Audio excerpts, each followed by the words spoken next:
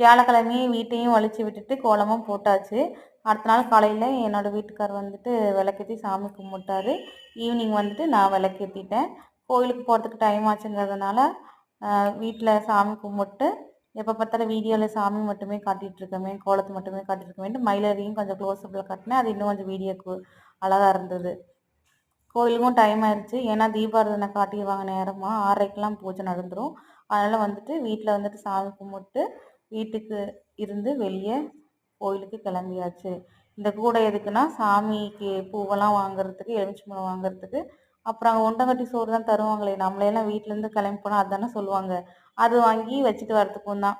அப்புறம் கோயிலுக்கு போகிற டைமில் இந்த தண்ணி தான் இன்னும் க்ளோஸ் பண்ண மாட்டேங்குது எங்களுக்கு கவர்மெண்ட்டு.